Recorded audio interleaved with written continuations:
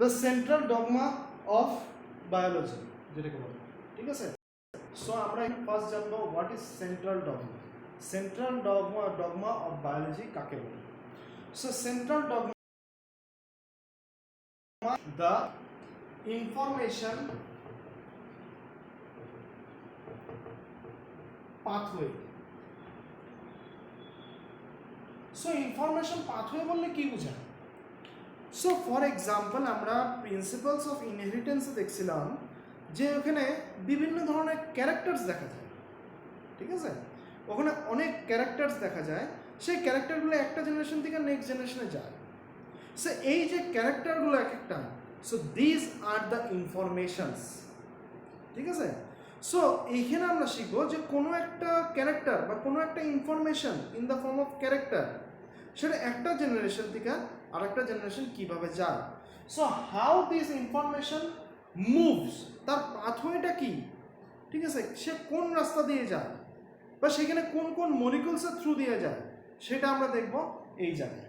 That is the central dogma of biology. So central dogma বলতে গেলে কি বোঝায়? সেন্ট্রাল ডগমা বলতে গেলে যে ইনফরমেশন পাথওয়ে, যে যেগুলা ইনফরমেশন তোমরা আমরা দেখছিলাম যে DNA is the genetic information. So ডিএনএতে যা যা জেনেটিক ইনফরমেশন থাকে that is transferred to an substance known as বা to a molecule known as mRNA, that is the messenger RNA, ঠিক আছে। মেসেঞ্জার আরএনএতে সেটা কনভার্ট হয়। এই যে ডিএনএ টু মেসেঞ্জার আরএনএ, এই প্রসেসকে যেটা আমরা এখন করব বলা হয় ট্রান্সক্রিপশন। আবার এই এমআরএনএ থেকে কি হয়, ইনফরমেশন পাথওয়েটা কোথায় কনভার্ট হয়? টু প্রোটিনস, ঠিক আছে। এটাকে বলা হয় ট্রান্সলেশন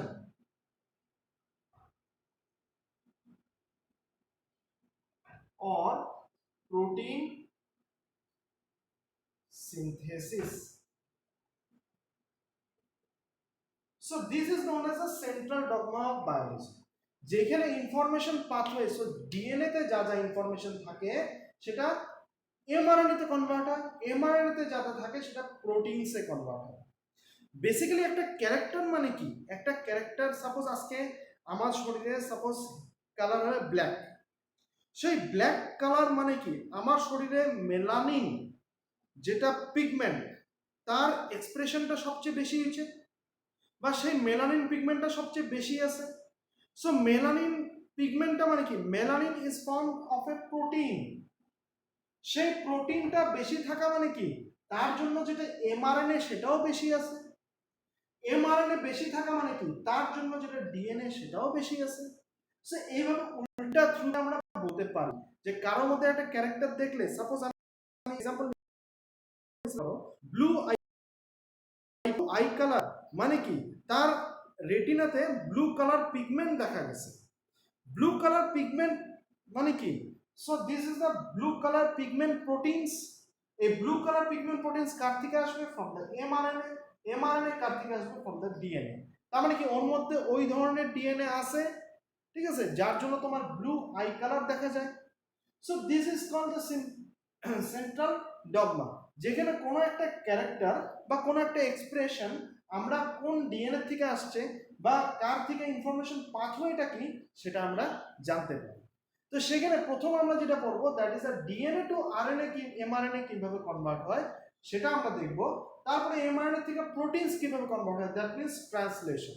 সো আমাদের নেক্সট টপিক হবে that is the transcription.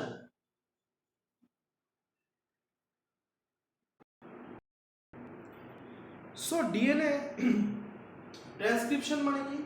Transcription means আমি একটু আগে বললাম ডিএনএ টু এমআরএনএ, একটা এমআরএনএ আর মেসেঞ্জার আরএনএ তৈরি হবে। MRNA means Messenger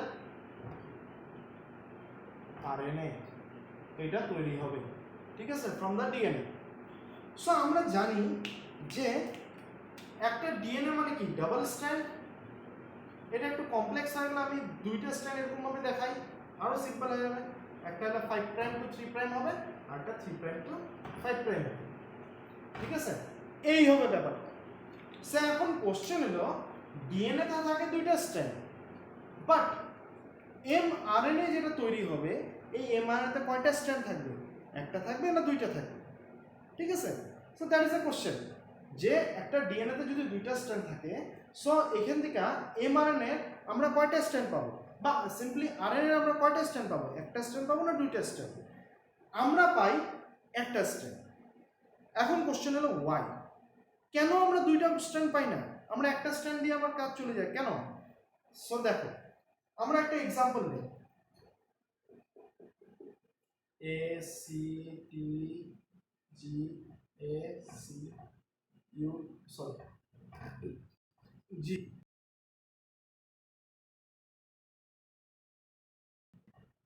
C T G A C, সেরকম একটা স্ট্র্যান্ড আছে ডিএনএ স্ট্র্যান্ড। সো এখান থেকে যদি আমরা আরএনএ দুইটা স্ট্র্যান্ড পাই, তার মানে কি তোমার এর থেকে সাপোজ পাবো এ, এর জন্য পাবো ইউ, জি সাপোজ টি এর জন্য পাবো এ, জি এর জন্য পাবো সি, সি এর জন্য পাবো ইউ, সি এর জন্য পাবো জি, জি এর টি এর জন্য পাবো A, C U A C U G A C U G, সেরকম ভাবে একটা পাবো 5 প্রাইম টু 3 প্রাইম, আরেকটা পাবো 3 প্রাইম টু 5 প্রাইম। সো এরকম ধরনের যদি আমরা দুইটা স্ট্র্যান্ড পাই, তার মানে কি আমরা জানি যে সিঙ্গেল একটা স্ট্র্যান্ডের থেকে কি তৈরি হবে? প্রোটিন তৈরি হবে। এর জন্য একটা কি তৈরি হবে? প্রোটিন তৈরি হবে। বাট একটা স্ট্র্যান্ড বা একটা স্ট্রেচ অফ ডিএনএ, তার থেকে আমরা দুইটা প্রোটিন, ইট ইজ ইম্পসিবল, কোনোদিনও হতে পারে না। যে তার মানে কি প্রোটিনের মাঝখানে অনেক ডাইভার্সিটি দেখা যাবে, যেগুলো যেগুলো প্রোটিন আমরা ফার্দার পাবো ট্রান্সলেশনের ফলে, তার জন্য আমরা অনেক ডাইভার্সিটি দেখা যাবে। এর জন্য একটা প্রোটিন, এর জন্য একটা প্রোটিন, কিন্তু আমাদের মধ্যে তো এত ডাইভার্সিটি দেখা যায় না। তার মানে কি এতগুলো প্রোটিন ফর্মেশন হয় না, তার মানে কি one of the strands are used, ঠিক আছে?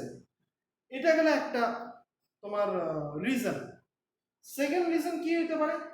সেকেন্ড রিজন এটা হবে যে যদি এরকম হয় দুইটা স্ট্র্যান্ড যদি তৈরি হয়, তার মানে কি তাদের মাঝখানে হাইড্রোজেন বন্ডিং হয়ে যাবে।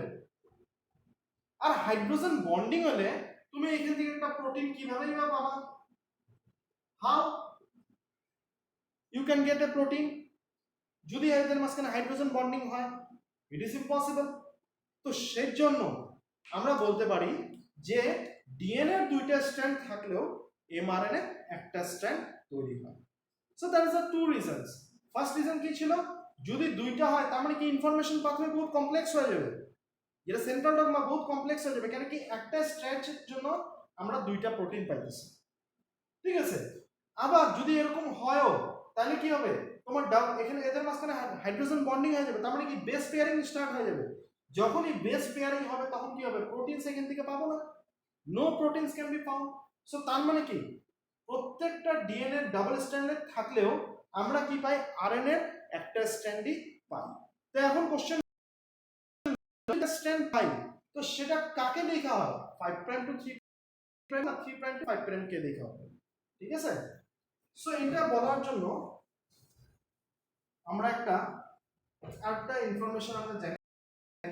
সো দ্যাট ইজ আমরা দেখছিলাম যে ডিএনএ একটা ডিএনএ থেকে একটা ডিএনএ তৈরি হয়ে গেলে যেটা এনজাইম দরকার সেটা that is the DNA polymerase.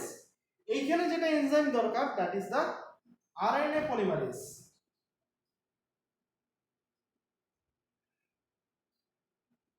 আর এটাকে আরেকটা নামেও বলা হয়, বা মোর স্পেসিফিক্যালি বলা হয় DNA dependent RNA Paul. polymerase, DNA dependent RNA polymerase, because it is dependent on the DNA. DNA এর উপরে ডিপেন্ডেন্ট আছে, যদি ডিএনএ না থাকে তার থেকে একটা এমআরএনএ তৈরি হবে না। সো তার মানে কি যে কোনো একটা স্ট্র্যান্ড কেউ ব্যবহার করবে। এখন কোশ্চেন হলো কোন স্ট্র্যান্ড, ঠিক আছে? তো তার জন্য suppose let us make a strand নিলাম।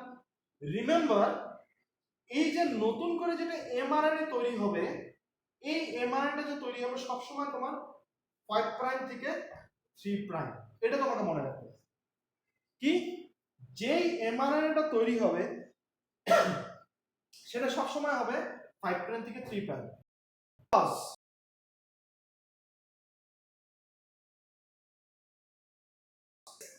Works from 5 prime to 3 prime. 5 prime থেকে 3 prime ও কাজ করে, 3 prime থেকে 5 prime ও কাজ করতে পারে না।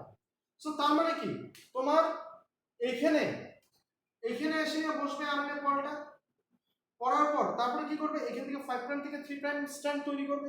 বাট এখানে যদি ভালো মতন লক্ষ্য করো, 5 প্রাইম থেকে 3 প্রাইম স্ট্র্যান্ড কখন তৈরি হবে, যখন তার অপোজিটটাকে ফলো করবে, that is 3 prime to 5 prime, ঠিক আছে?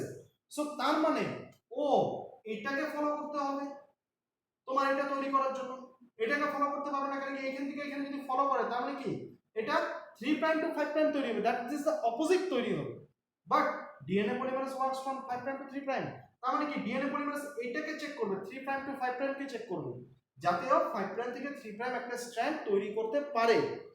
তার মানে কি এখানে আছে টি, এখানে হবে এ, এখানে হবে জি, এখানে হবে সি, এখানে হবে এ ইউ, এখানে হবে জি, এখানে হবে এ ইউ সরি সি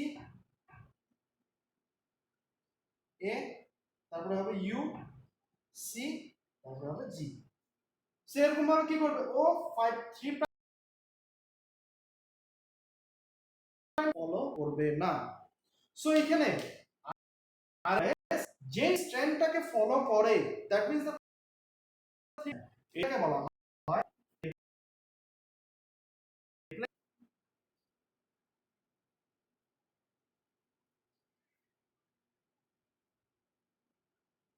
আর যেটাকে ফলো করে না সেটাকে বলা হয় কোডিং স্ট্র্যান্ড,